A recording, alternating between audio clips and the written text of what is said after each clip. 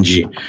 ਖਬਰਾਂ ਤੋਂ ਪਹਿਲਾਂ ਸਭ ਤੋਂ ਪਹਿਲਾਂ ਜਿਹੜਾ ਆ ਆਪਾਂ ਸਟੋਕਟਨ ਦੇ ਵਿੱਚ ਜੋ ਨਗਰ ਕੀਰਤਨ ਹੋਇਆ ਕੱਲ੍ਹ, ਸਟੋਕਟਨ ਗੁਰਦੁਆਰਾ ਸਾਹਿਬ ਬਹੁਤ ਵੱਡੀ ਗਿਣਤੀ ਦੇ ਵਿੱਚ ਸੰਗਤਾਂ ਪਹੁੰਚੀਆਂ ਹੋਈਆਂ ਸੀਗੀਆਂ। ਬਹੁਤ ਹੀ ਵਧੀਆ ਤਰੀਕੇ ਦੇ ਨਾਲ ਸਾਰੀਆਂ ਸੰਗਤਾਂ ਦਾ ਬਹੁਤ-ਬਹੁਤ ਧੰਨਵਾਦ ਤੇ ਪ੍ਰਬੰਧਕਾਂ ਦਾ, ਵਲੰਟੀਅਰ ਬਹੁਤ ਹੀ ਵਧੀਆ ਵੈਲ ਆਰਗੇਨਾਈਜ਼ ਸੀ। ਬਹੁਤ ਵੱਡੀ ਗਿਣਤੀ ਦੇ ਵਿੱਚ ਸੰਗਤਾਂ ਸੀਗੀਆਂ। ਤੁਸੀਂ ਸਾਰਿਆਂ ਨੇ ਵੀਡੀਓਜ਼, ਪਿਕਚਰਸ ਸਾਰੀਆਂ ਦੇਖੀਆਂ ਹੋਣੀਆਂ ਪੰਜਾਬੀ ਰੇਡੀਓ USA ਦੀ YouTube ਦੇ ਉੱਤੇ ਵੀ, Facebook ਤੇ ਵੀ। ਜਿੰਨਾ ਕੁ ਅਸੀਂ ਘੱਟੋ-ਘੱਟ 10 ਘੰਟੇ ਦੀ 8 ਤੋਂ ਲੈ ਕੇ 10 ਘੰਟੇ ਦੀ ਕਵਰੇਜ ਲਾਈਵ ਬਾਹਰ ਦੀ ਫਿਰ ਅੰਦਰ ਦੀ ਤੱਕ ਕਈ ਦਿਨਾਂ ਤੋਂ ਚੱਲ ਰਹੀ ਸੀ। ਸੋ ਸਾਰਿਆਂ ਦਾ ਧੰਨਵਾਦ। ਫਿਰ ਬਾਕੀ ਪੰਜਾਬੀ ਰੇਡੀਓ USA ਦੇ ਬੂਥ ਤੇ ਬਹੁਤ ਸਾਰੀਆਂ ਸੰਗਤਾਂ ਆਈਆਂ, ਬਹੁਤ ਸਾਰੇ ਸਾਡੇ ਜਿਹੜੇ ਸਰੋਤੇ ਜਿਹੜੇ ਸਾਨੂੰ ਪਿਆਰ ਕਰਦੇ ਆ, ਬੜੇ ਮਿਲੇ, ਉਹਨਾਂ ਨੇ ਹੌਸਲਾ ਵੀ ਦਿੱਤਾ ਸਾਡਾ, ਜਿੱਥੇ ਵੀ ਸਾਨੂੰ ਕਰੈਕਸ਼ਨ ਚਾਹੀਦੀ ਆ ਉਹ ਵੀ ਦੱਸਿਆ। ਸੋ ਉਹਨਾਂ ਸਾਰਿਆਂ ਦਾ ਵੀ ਬਹੁਤ-ਬਹੁਤ ਧੰਨਵਾਦ। ਉਹਨਾਂ ਸਾਰਿਆਂ ਦੀਆਂ ਜਿਹੜੀਆਂ ਪਿਕਚਰਸ ਹੈਗੀਆਂ ਆ ਉਹ ਵੀ ਆਪਾਂ ਪੰਜਾਬੀ ਰੇਡੀਓ USA ਦੀ Facebook ਤੇ ਪਾਤੀਆਂ ਆ। ਕਿਉਂ ਕਈ ਵਾਰੀ ਕਈਆਂ ਦੀ ਕੰਪਲੇਨ ਹੁੰਦੀ ਸਾਡੀ ਚੜ੍ਹੀ ਨਹੀਂ, ਸੋ ਚੈੱਕ ਕਰ ਲਿਓ ਸਾਰੇ ਜਾਣੇ। ਜੀ ਬਿਲਕੁਲ ਜੀ, ਬਹੁਤ ਵਧੀਆ ਓਵਰਆਲ ਜਿਹੜਾ ਹੁਣ ਨਿਬੜਿਆ।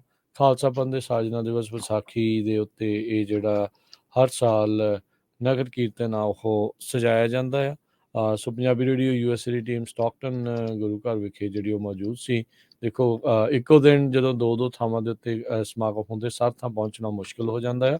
ਸੈਲਮਾ ਵਿੱਚ ਵੀ ਸੀਗਾ ਅਤੇ ਉੱਥੇ ਵੀ ਬਹੁਤ ਵਧੀਆ ਜਿਹੜਾ ਉਹ ਰਿਹਾ, ਤਸਵੀਰਾਂ ਦੇਖੀਆਂ ਉੱਥੇ ਦੀਆਂ।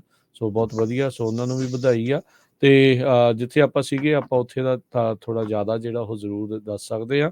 ਬੜਾ ਵਧੀਆ ਪ੍ਰਬੰਧ ਸੀ, ਸਿਕਿਉਰਿਟੀ ਦਾ ਪੁਖਤਾ ਜਿਹੜਾ ਉਹ ਪ੍ਰਬੰਧ ਸੀ। ਲੋਕ ਵੀ ਸਮਝ ਰਹੇ ਸੀ ਇਹ ਸਾਰੀਆਂ ਚੀਜ਼ਾਂ ਨੂੰ, ਅਤੇ ਜਿਹੜੇ ਸ਼ਰਾਰਤ ਕਰਨ ਵਾਲੇ ਜਿਹੜੇ ਉਹ ਭਾਈ ਦੂਰ ਰਿਹਾ ਕਰਨ। ਇਹ ਜਿਹੜੀਆਂ ਚੀਜ਼ਾਂ ਜ਼ਰੂਰ ਹੁੰਦੀਆਂ, ਇਹ ਨਹੀਂ ਵੀ ਉੱਥੇ ਕੋਈ ਸ਼ਰਾਰਤ ਹੋਈ ਆ, ਉੱਦਾਂ ਹੀ ਉਹਨਾਂ ਨੂੰ ਜਿਹੜਾ ਉਹ ਪਰੇ ਰਹਿਣਾ ਚਾਹੀਦਾ। ਇਹੋ ਜਿਹੇ ਮਾਹੌਲ ਜਿਹੜਾ ਉਹ ਖਰਾਬ ਨਾ ਕਰਨ।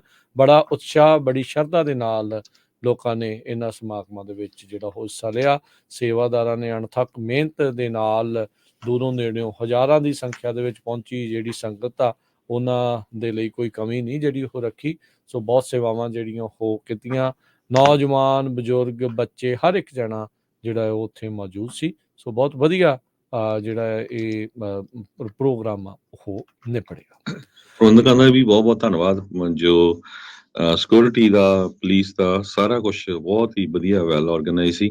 ਸੋ ਜਿੱਥੇ ਕਿਤੇ ਵੀ ਫਿਊਚਰ 'ਚ ਵੀ ਪ੍ਰੋਗਰਾਮ ਹੋਣੇ ਆ, ਸੋ ਸਾਰੇ ਉਹਨਾਂ ਤੋਂ ਰਾਏ ਜ਼ਰੂਰ ਲਿਆ ਕਰੋ ਵੀ ਤੁਸੀਂ ਕਿਸ ਤਰ੍ਹਾਂ ਜਿਹੜਾ ਇੰਨਾ ਵਧੀਆ ਪ੍ਰੋਗਰਾਮ ਕੀਤਾ। ਅਤੇ ਸਾਰੇ ਕਿਉਂਕਿ ਆਪਾਂ ਇਕੱਠੇ ਭਰਾ ਹੀ ਆ, ਚਾਹੇ ਕਿਸੇ ਵੀ ਸ਼ਹਿਰ 'ਚ ਰਹਿੰਦੇ ਹੋਈਏ, ਅਤੇ ਇੱਕ ਦੂਜੇ ਨੂੰ ਜਿਹੜਾ ਆ ਉਹ ਤੋਂ ਫਿਰ ਹੌਸਲਾ ਵੀ ਮਿਲਦਾ ਅਤੇ ਡਾਇਰੈਕਸ਼ਨ ਵੀ ਮਿਲਦੀ, ਕਿਉਂਕਿ ਐਕਸਪੀਰੀਅੰਸ ਹੁੰਦਾ ਉਹ ਵੀ ਮਿਲਦਾ ਹੈਗਾ।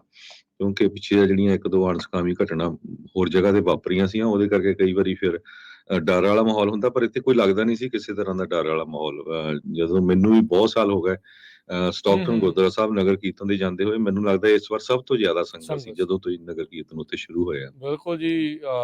ਆਪਾਂ ਜਿਹੜੀਆਂ ਲਾਈਵ ਤਸਵੀਰਾਂ ਆਪਾਂ ਜਦੋਂ ਕਰ ਰਹੇ ਸੀਗੇ, ਜਦੋਂ ਸਿੱਖ ਟੈਂਪਲ ਜਿਹੜੀ ਸਟਰੀਟ ਆ ਉਸ ਤੋਂ ਲੈਫਟ ਨੂੰ ਮੁੜ ਕੇ ਆਈ ਥਿੰਕ 6th ਸਟਰੀਟ 'ਤੇ ਜਿਹੜੇ ਮੁੜਦੇ ਆ, ਅਤੇ ਉਧਰ ਜਦੋਂ ਮੁੜ ਕੇ ਉੱਧਰ ਨੂੰ ਜਾ ਰਹੇ ਸੀਗੇ, ਅਗਲੇ ਸਟਾਪ ਸਾਈਨ ਤੋਂ ਲੈ ਕੇ ਪਿੱਛੇ ਤੱਕ, ਅੱਗੇ ਤੱਕ ਸੰਗਤਾਂ ਦਾ ਜਿਹੜਾ ਠਾਠਾ ਮਾਰਦਾ ਜਿਹੜਾ ਉਹ ਇਕੱਠ ਸੀ। ਪੂਰੇ ਟਾਊਨ ਦੇ ਵਿੱਚੋਂ ਹੋ ਕੇ ਜਦੋਂ ਵਾਪਸ ਵੀ ਪਹੁੰਚੇ ਤਾਂ ਸੰਗਤਾਂ ਉਸੇ ਹੀ ਉਤਸ਼ਾਹ ਦੇ ਨਾਲ ਇੰਤਜ਼ਾਰ ਦੇ ਵਿੱਚ ਸੀਗੀਆਂ। ਸੋ ਬਹੁਤ ਹੀ ਵਧੀਆ ਜਿਹੜਾ ਆ ਉਹ ਪ੍ਰੋਗਰਾਮ ਹੋ ਨਿਬੜਿਆ। ਅਤੇ 8 ਘੰਟੇ ਤੋਂ ਵੱਧ ਦੀ ਤਾਂ ਜਿਹੜੀ ਆ ਹਰਜੋਤ ਸਿੰਘ ਜੀ ਇਹ ਇਨਸਾਈਡ ਦੀ ਜਿਹੜੀ ਲਾਈਵ ਕਵਰੇਜ ਆ ਉਹ ਆਪਾਂ ਜਿਹੜੇ ਸਾਰੇ ਸਮਾਗਮਾਂ ਦੀ, ਇਸ ਤੋਂ ਇਲਾਵਾ ਸੇਵਾਦਾਰਾਂ ਨਾਲ ਗੱਲਬਾਤ, ਸੰਗਤਾਂ ਨਾਲ ਗੱਲਬਾਤ, ਲੋਕਾਂ ਨਾਲ ਗੱਲਬਾਤ, ਉੱਥੇ ਸਾਰੇ ਬਾਹਰ ਦਾ ਜਿਹੜੇ ਲਾਈਵ ਦ੍ਰਿਸ਼ ਆ ਉਹ ਵੀ ਆਪਾਂ ਤੁਹਾਨੂੰ ਉੱਥੋਂ ਸਿੱਧਾ ਪ੍ਰਸਾਰਿਤ ਕਰਦੇ ਜੀ। ਬਹੁਤ ਵੱਡੀ ਗਿਣਤੀ ਦੇ ਵਿੱਚ ਹੋਰ ਕਮਿਊਨਿਟੀ ਦੇ ਲੋਕ, ਚਾਹੇ ਉਹ ਕਾਲੇ ਮੂਲ ਦੇ, ਸਪੈਨਿਸ਼ ਮੂਲ ਦੇ, ਗੋਰੇ ਮੂਲ ਦੇ, ਹਰ ਕੋਈ ਉੱਥੇ ਜਿਹੜਾ ਨਗਰ ਕੀਰਤਨ ਦੇ ਨਜ਼ਾਰੇ ਲੈ ਰਿਹਾ ਸੀ। ਪ੍ਰਸ਼ਾਦਾ, ਲੰਗਰ ਪਾਣੀ ਸਭ ਕੁਛ ਛਕ ਰਿਹਾ ਸੀ। ਕਿਸੇ ਤਰ੍ਹਾਂ ਦਾ ਕੋਈ ਭੇਦਭਾਵ ਨਹੀਂ ਸੀ।